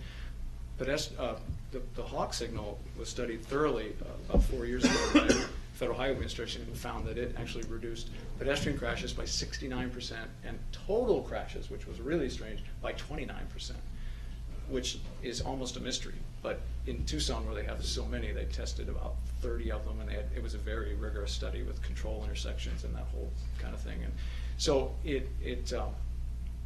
people say, oh my God, people don't understand it and it's not going to work, but actually it's been proven to actually really reduce pedestrian and total crashes. Okay, you want to finish it up? Yeah. So that goes to my question a bit about the performance of the Hawk signals in the district since you've installed them, especially along Connecticut. I usually go down Reno rather than going down Connecticut, so I don't drive through that intersection in Cleveland Park very often. When I do, I find I'm confused by it, and I have to pay careful attention to the signs to figure out exactly what I'm supposed to do and Right. when. And then I'm wondering too, I don't think down there you have the changing lanes. I'm wondering if the added confusion of the changing direction of the lanes, which causes enough confusion in this stretch as it is, if you're going to now add a Hawk signal on top of that, if that's going to be a recipe for disaster. So my question, I guess, is, Cleveland Park has 4 lanes. do they Yeah, it do they is change over. lanes there? Yeah, as well? from I think down, they do. yeah. Well, it shouldn't change anything, because I guess my thought would be, if you're not confused at Davenport or any of the other signals stopping at them, then you shouldn't be if someone activates the Hawk. The signs about which lanes to use, how many lanes to use, and the markings on the street shouldn't be any more or less confusing with a. It's just with a another lot to. signal. lot to be Yeah, paying I think attention I see what to. you're saying. Like bandwidth, how many things can people have to think about at once? Right. Well, it's been a real challenge to try to. I've got a Hawk brochure here, which I can hand out, and it's on our website, and about 10,000 of them were sent out through DMV, DMV with renewal notices. We had the mayor kick it off, at Northampton, which gave us a lot of attention on the media, and we've done everything we can to try to get people to understand how it works and how it's different than a regular signal. But at the end of the day, if you have to sit down with each individual driver and explain to them how this traffic control device works, then we should throw it out and not use it. But it has been approved by the Federal Highway Administration, so I have to believe that it is. There may be some confusion, but it is proving to do what it's supposed to do. And I'm not ready to throw it out because I hear people say, I'm not sure what that means. If you don't know what a flashing red means, these are basic. What I said to other people is that it's the same. The signal indications are the same ones we learned in driver's ed, which is you're supposed to know what a flashing yellow means. It means caution, and a solid yellow is always followed by a solid red, without exception, in any signal. And then a flashing red means stop and go if it's safe to go. So if people just remember that, now they're all put together in a way that's new, and I agree, it's new. But it's given us this opportunity to get pedestrians across the street safely in a way that we didn't have before. So that's the other side of the coin. Okay, and then my last point is a little bit separate from this, but you did raise the issue of people turning left. And I've had a number of constituents approach me in the last month about the left turn from Connecticut to Albemarle, for example. That again, that's a signalized turn, but it's not a protected turn. It doesn't have an arrow. Right. So you have people who are rushing to turn very quickly to And a get lot of through a pedestrians. gap, and then a lot of pedestrians crossing at that point, Yeah. especially going northbound. Yeah. So maybe Marlene, I don't know if you know this, or Sally and Mary Beth, did we add, we put LPIs in there, and did we extend the LPIs Yes. to 5 seconds? Yes. Okay, because I saw that email Right. floating around, and Yes. that's one way drivers are less likely to shoot the gap if the pedestrians are more fully established in the crosswalk. But until the construction work is done, that's kind of one of the tough things Right. to deal with. There is that we're forcing everyone to cross the street, and that's what makes it really hard for drivers who want to turn left. Is there scope for putting in an arrow? I don't believe so. I think we're trying to get the construction get solved to get the sidewalk back up, just get the vault finished as soon as possible. I don't know if that's not till summer or what, but They just asked for 6 months more on the Really? traffic. it looks like they're not making the progress that, when we They're started behind- this, they they're were talking behind a about couple like months. early 2015, they should have that sidewalk back up. Right, it looks but like no, they're behind because of the cores. I'm not the signal engineer. I try to, I talk to him. I try to learn what I can about what's possible. It's when you hold the PEDs for a turning arrow, some PEDs refuse to be held. I'll just be honest about that. I actually observed it down in 14th and U, and we actually counted, and like literally 40% of the people who were waiting when the traffic got the arrow, they didn't wait. So you end up with a compliance issue if you try to split the phase, split it into two phases, a right arrow phase, and then shut that down and let the peds go. Peds sometimes won't wait. They've already been waiting, and now we're going to make them wait another 12, 14 seconds. You can bring out enforcement then against that. You know, you can bring some cops out and make them do it. So it's possible under these unusual circumstances where we're forcing everyone to cross there that maybe we could do something like that. I don't know. The concern that I'm hearing has been specifically from parents with children who are Right. crossing because of I the heard that, Montessori yeah. there. Right. Yeah. So you might have adults who are rushing across, but children with parents tend to wait for the signal, and if they have if they know there's a protected arrow. Yeah, they'd be more likely to wait. law-abiding. Yeah. Can I say something? Sure. I live on Albemarle, right next to that corner. Mm-hmm. And between the Montessori school, the car wash and all that, I mean, it's not just construction that's an issue, it's causing that issue right now. And so I think from a, permanent perspective, that needs to be studied and, need to look at, some sort of change to configuration of lights. It's just, there's just too much traffic on that intersection. It needs to be addressed. You mean the traffic coming on Albemarle? I'm talking about the whole intersection. I mean, you got people backing up for the car wash, you've got kids going across for the Montessori school. It's not just construction related right now. It's been an issue for a while. It's getting worse. Construction's aggravating it. Right. But I mean, seriously, I've watched enough accidents occur there. I've seen enough issues there that it's a problem. And then in the morning, Yeah, between Albemarle's there's about a lot of 8 commuters on there. and that 10. fly down that street, Yeah. and, it's a problem. And it backs up through there too, right? At rush Right, hour, that's what it's- the Van Ness backs up to Right. Albemarle. That's well, correct. you have about 2 blocks of cars on Albemarle in the morning between 8 and 10, and they're waiting to turn south, left or south Yeah. on Connecticut. And then that just makes it even worse. Yeah, and then you've got all the And you're pedestrians right, it's crossing. not just because of the BXL project. This Yeah, is, I mean, yeah. Commissioner Gresham and I have been beating this drum for 2 years. All the Well, I'll way take that down back. Albemarle, because we've even worked with the school to see if we could get a 32nd Street, that Mhm. intersection into the park, and alleviate some of the people crossing at Connecticut.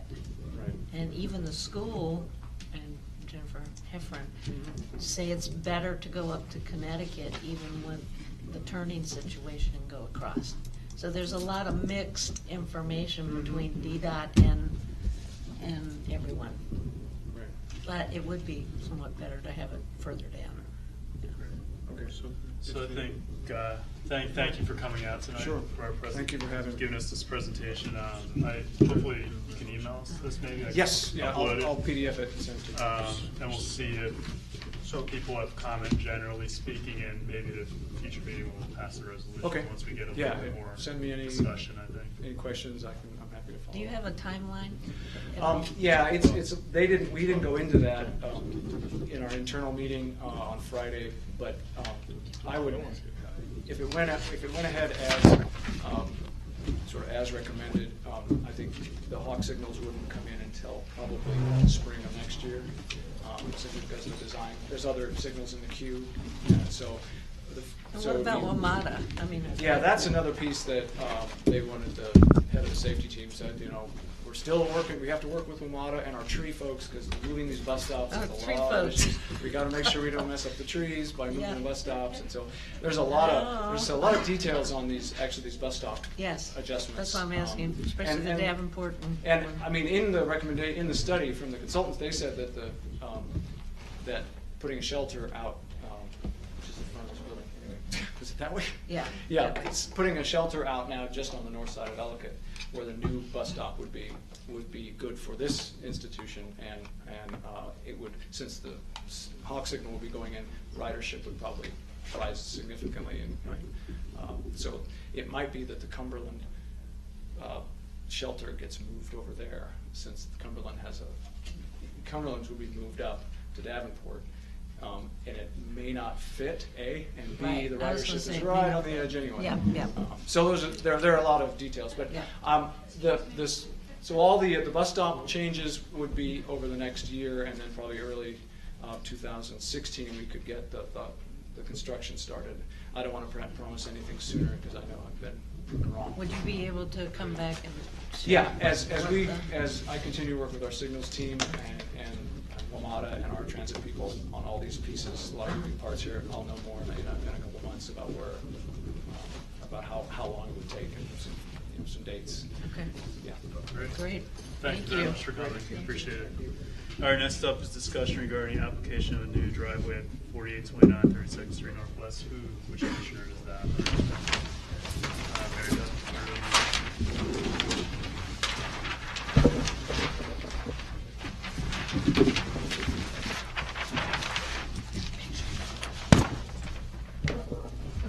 Yeah. David, thank you for being here. It's David Landsman with CAS Engineering. CAS Engineering, and just by way of a little bit of background, this property originally faced Ellicott Street. It was part of the corner lot, correct? At Right, 31. and then I guess over the summer, you all had the lot subdivided? Yeah, earlier in the year, the lots were subdivided, and this lot was split off of that property. Okay, and so the new lot faces 32nd Right. Street. It doesn't extend to the corner, it fronts on 32nd Street. Okay, and so is all this one family? Is this all Jamal family? It's one owner, That's perfect. Matthew Jamal, Uh-huh. owns it. They're still both owned by the same person. Matthew still owns them both, as far as I know. Okay. So you're here today to make a request for a driveway cut Correct. on 32nd Street, but in fact, the apron has already been poured. Right, and Yes. yeah, we touched on that yesterday, and like I told you yesterday, I found out about it about an hour before you called. I got an email showing a picture of an apron. Certainly, we understand that's not the process at all. Us on the engineering side and the owner as well. What happened, as far as I understand it, they're working on renovations for the main house up on Ellicott. The contractor there hopes to be the contractor for this house if in fact it gets built. Saw that DDOT was doing a project and said, hey, we'll be putting in an apron down there at some point in the next couple months. Can you not install the curb in a swath here so we don't have to break it up down the road? I drove by it earlier tonight. That's clearly not what happened. Couple things are wrong with the apron that got put in. One, it's too wide. It's 14 feet. We're going for a 12-foot apron. DDOT wouldn't allow us to have a 14-foot apron without a special approval that we're not applying for. And it's also an incorrect location. It's shifted towards the corner, I think about 20 feet from where we showed in our plan now. So as for the specifics of what communication gap there was, that's about as much as I know. What I can tell you, the driveway where it is now will be ripped out. The curb that we were trying to avoid having put in, or the contractor's trying to avoid having put in, will also be ripped out. So I guess good intentions, really poor execution between the contractor and DDOT. And like I said, that's as much as I know. I got the email showing a picture of it right before you called and haven't really had much to do with it. Aside from we're the engineers, designers drawing up the plan and submitting applications to put in the apron. That's interesting because I talked to the two. I'm helping Mary Beth and working exclusively with the DDOT inspectors, the subcontractors, and both Afiz and Ola both told me that they worked with the owner at the house and marked off and made the decision to move it from where it was. I actually have their engineering drawings, DDOT's engineering drawings, and they actually moved it from the location on their drawing to where it lined up with the entry into the pool, that double gate. Correct. And they moved it to where someone at that particular house, they didn't identify who, marked it for them. Yeah, I'd like to make the distinction that the owner, as far as I know, and I'm being told, like I said, this is secondhand, I wasn't part of the discussions, has told me they were not part of the discussions either. Their contractor approached the DDOT folks, and whether they marked it or not on site, I don't know for sure. Because it's not per your drawing, it's not per this drawing. No, and it's, like I said, it's in the incorrect location. It wouldn't line up with their garage bays, and it's. Even though your drawing, really, we can't tell because you don't have the hole to the corner. So Right, you really right, don't it's a know little where bit this down, driveway is by your. The thing that really threw it for me is Well, here's the fence. it lines up almost dead on with this tree that's right behind the fence line. And like I Right said, now, it's right here. Right. It's Mhm. right there. Right, and I didn't scale it off or tape it, but physically looking at it on the site. And they told me they put the 14-foot in because they saw a two-car garage. And that was what they have done at the other three curb cuts. To be honest, I'm not sure what DDOT's standard is. I'm in the field with their install guys. As for public space committee and getting permits, they want to permit a 14-foot driveway even if I have a two-car garage. So we're showing a 12-foot apron, which is, what they'll allow us to have for a two-car garage. But I laid a tape on it a couple hours ago. It's 14 feet. I'm not sure where they came up with that number from. Does that include the flare? Or No, that's actually That's the just meat, and the flares looked a little bit wider than I typically see them too. Usually you have a 2-foot flare on each side. They looked about 3 to me. Okay, so the current, whatever's there now is being removed? Absolutely. Okay, so you're removing or the city's what are we discussing tonight? This plan right here? This plan right here, Okay. under So the let's- premise that what is physically out there Will be gone. Will be, the apron will Okay. be ripped out, the curb will be repaired. Okay, so the plan right now is, what is 12-foot wide driveway on 32nd Street? Okay. Correct. So this is the plan. So I guess, Mary Beth, do you have some proposal for a motion for this plan right here, noting that we're removing that whole thing? Well, I guess I would move to accept the 12-foot wide plan pursuant to the drawing that you submitted tonight. Okay, What else do I need to add? that's it? Sounds good. Okay, so, second. Okay, so is there discussion on this plan right here, noting that the current one is going on?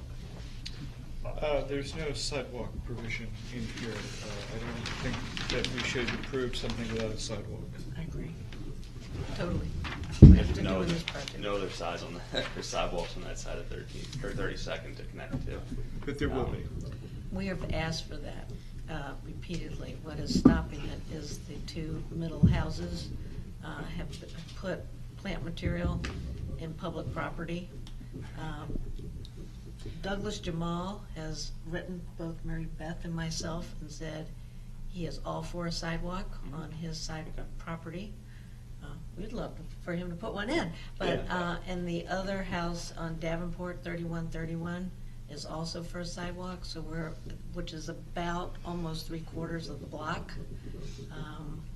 We're hoping that the owner of these two houses will go to the two middle houses and say, please sign this petition to get the whole block done. But we can request. Whether we get that now or not, I think this plan should include a sidewalk I for agree. the space that it covers. I agree. We can certainly consider that. I think, I'd tell you the reason that we're not showing is because there's none to connect to, just as a starter. But if you guys would like to see one there, I don't. There eventually will be one. We want to see one there. The owner said he would Okay. support one there.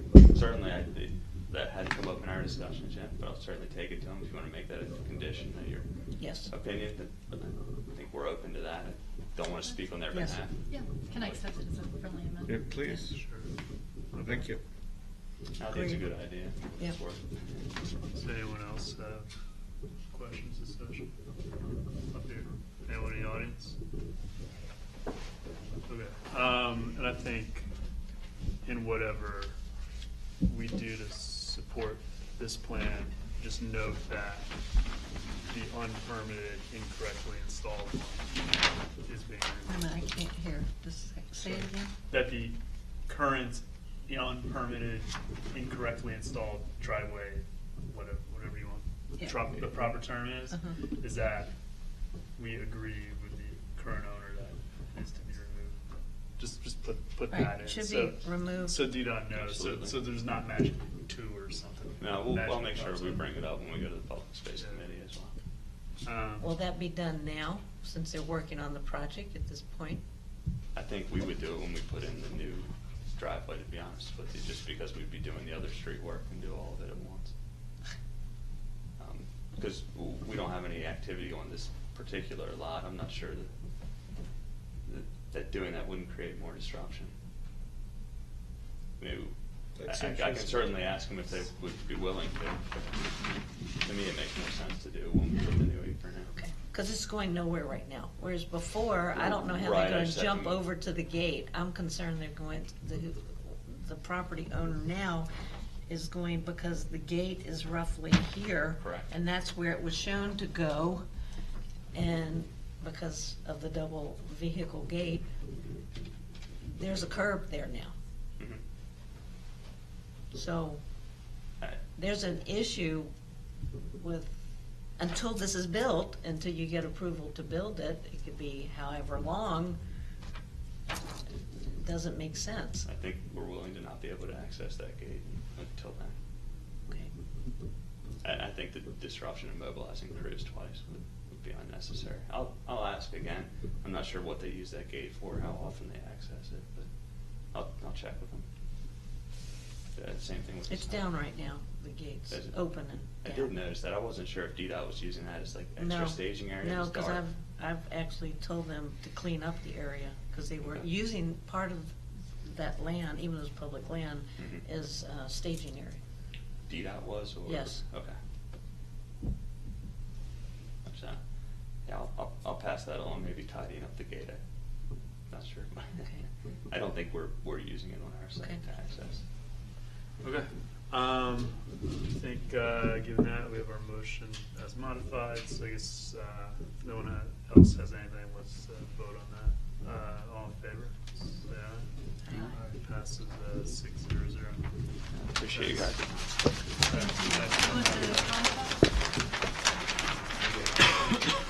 So we'll draft this up and send it. I think we put it in the system. I think it's electronic. I think so. Oh, you know what? I have a form. I'll give it to you. So we'll deal with it. Thank you. So next up, I'll turn it over to Manoli for the resolution on PC State. So this is something I've been following for literally the 2 years since I've been here. This is, in some ways, a departure item for me. In thinking about this issue for quite a long time, and one thing I've come to realize recently is I've got a couple things in common with the president, maybe more than two. I'm not very good at picking winners in NCAA basketball tournament either. But I'm a firm believer in the Constitution and also a firm believer in civil rights for DC residents through the mechanism of statehood. And the president's come out recently strongly in favor of DC statehood. And to my mind, there are two big issues. One is representation in the national legislature, voting representation. The other is a question of sovereignty and self-determination. I've long supported approaches to voting rights, but come to the realization, most recently in particular, that statehood is the best way to do it. I think one thing that is in particular noteworthy given from a sovereignty perspective is some of the things that are happening right now. I think the president is going to sign the omnibus, which has a measure that really undermines a decision that was taken, or attempts to undermine the decision that was taken by the voters of the district. I personally disagreed with the decision on the legalization of marijuana, but I more vehemently disagree with a House member from Pennsylvania and another from the Eastern Shore of Maryland telling you what you think is what's right for you. And I think statehood brings together all three: adherence to the Constitution, representation in Congress, and sovereignty for the residents of the district. So what I'm proposing is a resolution that makes a general statement of support for statehood with reference to existing legislation. But going into the new Congress, the fate of the current legislation before the Congress is unclear. So it makes a statement of, it notes the current legislation before, in both the Senate and the House, but it's really more a general statement of support. I do think the current pieces of legislation for the new Columbia Admission Act do actually do a good job of adhering to Article 1 and Article 4 of the Constitution.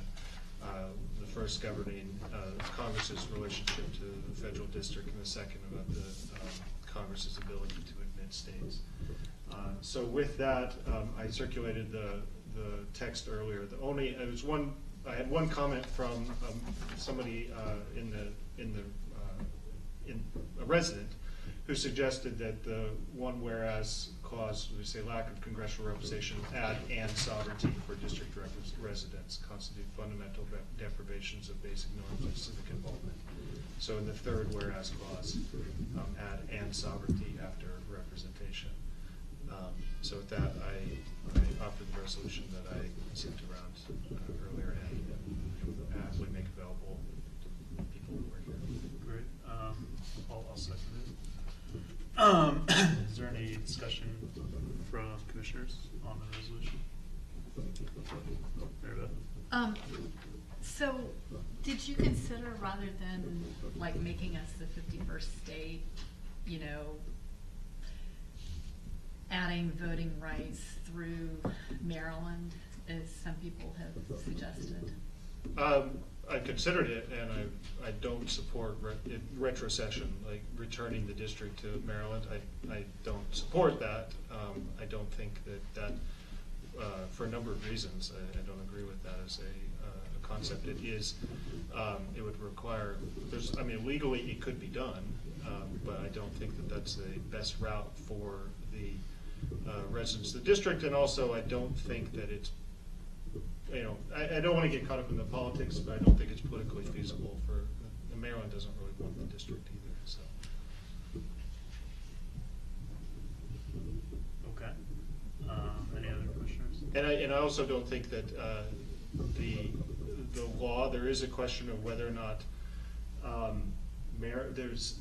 Maryland has any say over whether or not statehood would run afoul of any legal restrictions related to Maryland ceding the territory in the 1790s. I don't think that holds legal water. They ceded jurisdiction in the 1790s. They don't consider that. They have no sovereignty over the District of Columbia. I see some stated supporters in the audience. You want to say anything? Anyone in the audience about the resolution? Let's just pass it. If you have a question about retrocession,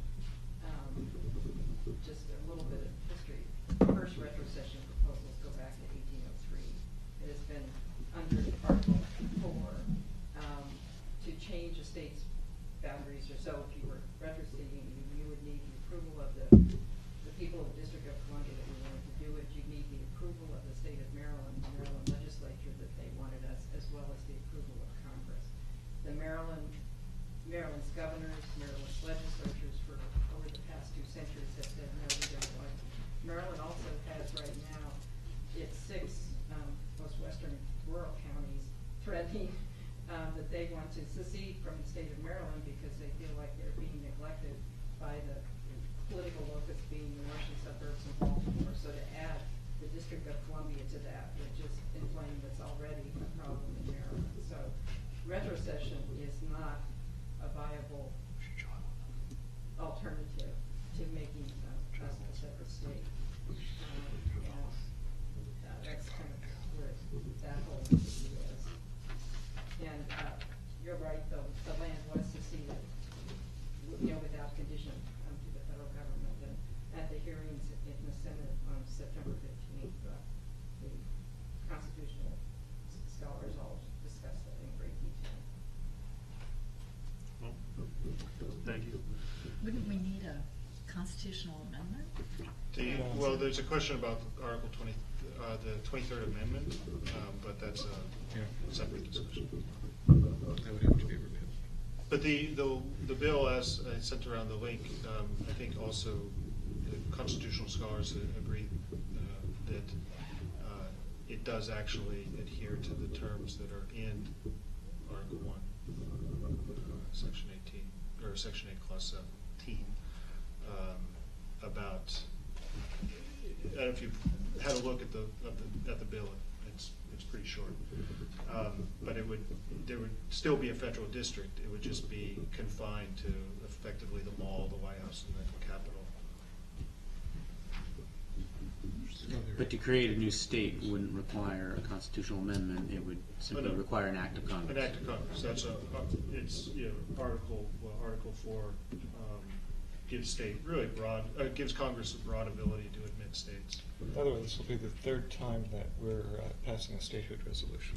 So we're getting closer.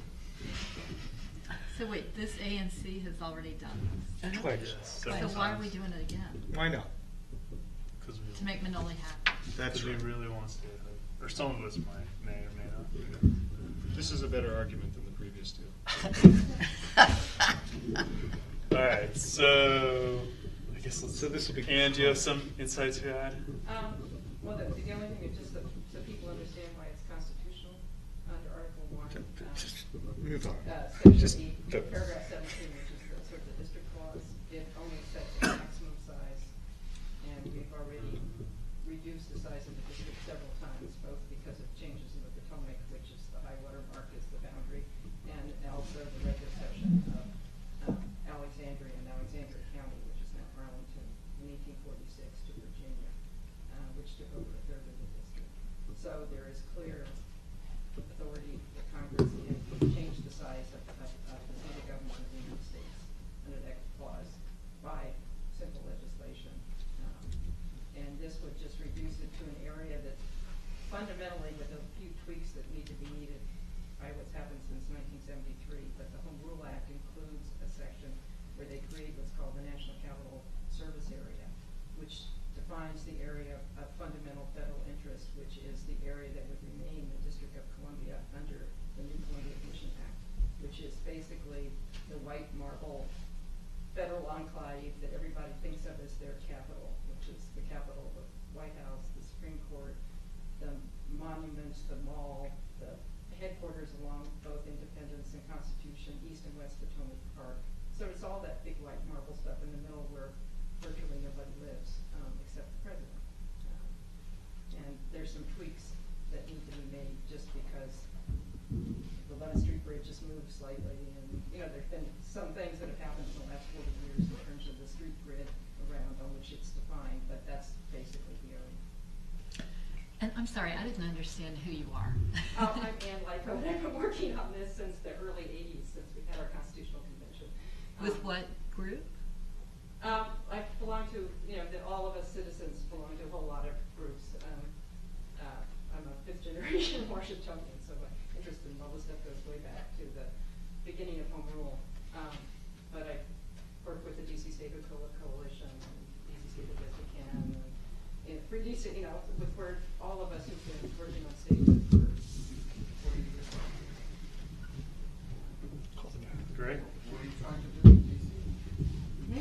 What are you trying to do in DC or to DC?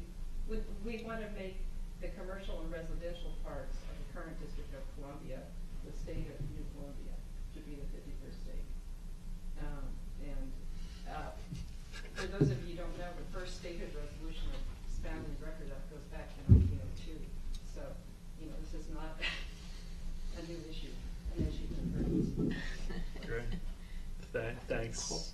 Thank you. So I guess at this point, let's vote on this. All in favor of Manoli's resolutions, raise your hand, say aye. 6-0-0. All right, next up, Van Ness Vision Committee. So Mary Beth, would you like to tell us what's going on and make some sort of resolution or motion? So I think all of you are familiar with the work of the Van Ness Vision Committee. The committee was set up last April as an ad hoc committee under the bylaws So it was only set up for 2 years. So I would like to make a motion to continue the life of the Van Ness Vision Committee, again, as an ad hoc committee, but for the next 2 years. We are working on the report, which we hope will be done in December, but I would also like to extend the deadline for the report of the committee into January. Is that two Okay. separate motions? What? Is that two separate motions? No, No. it's one motion. One I heard one motion. motion. All right, I'll second that. Does anyone have a quick question for Mallory? Is there a budget associated? No, we have no budget. Would you like to amend? I will accept take the a budget. amendment. We Yeah. wanna do a budget? No, I think the Vision Committee has done tremendous work in the short time that I've watched it operate, and I would fully support this, just in terms of due diligence, I had to ask. All right, let's vote I'll on take a it. donation. All in favors, raise your hands. Aye. Aye. Malky voting Aye. 6-0-0. All right, miscellaneous, so minutes. Malky, did you circulate November minutes? I did. You did, Yeah. okay. So I guess everyone's had a chance to read those. So I will make a motion to approve the November 2014 meeting minutes. Is there a second? Without objection. All right. Does anyone have that? So are we good? Okay. All right, all in favor, raise your hand and say aye. Aye. 6-0-0. Bob, would you like to give a financial update? No, I can back it up how much money we have. We have a lot of money, Perfect.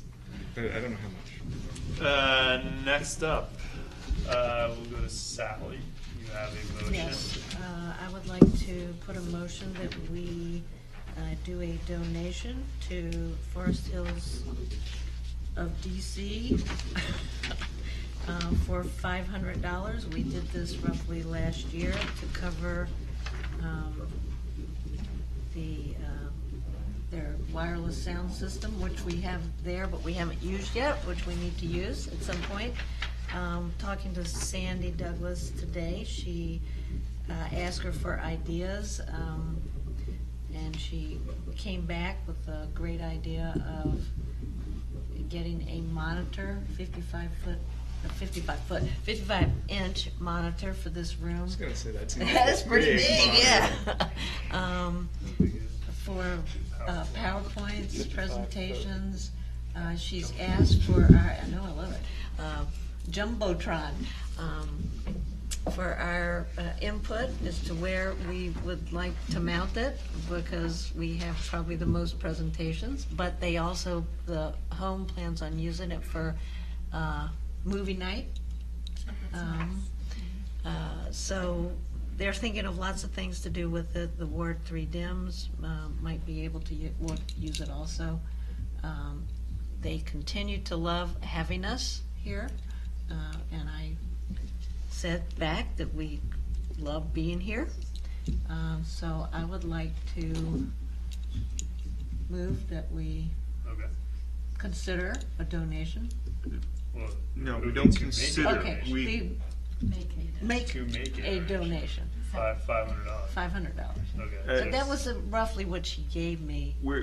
That's There are legal problems with just making a donation. okay. We can buy them the monitor Okay, last time they bought, and give us receipt, and then we we pay could for do that the receipt. same again. Yes, Is yes. that okay to do it that way? That works out fine. Yeah, she said she would do that. But they just haven't figured out what they want yet. Right. Sounds okay. $500 towards the team Right, with a receipt. with Okay. the receipt. Is there a second? Second. Let's just vote on this. All in favor, raise your hand. Say aye. Aye. 6-0-0. I think that's more or less it. Last but not least, I would like to thank Manoli and Bob for their wonderful service here. Bob, I'm between them. Bob, I've been a commissioner with you since I started for 4 years now, which is a long time. Yeah, I don't know why you see it. You've been a wonderful treasurer, the best treasurer in the district, actually. always perfect reports. We haven't had problems. No Well, problems. The little problems I haven't told you about, and I just correct. Eminoli, it's been a pleasure to serve you the past 2 years. So hopefully you'll come back to meetings, both of you. We're Well, I gonna, don't have to now since they're live streamed. That's true.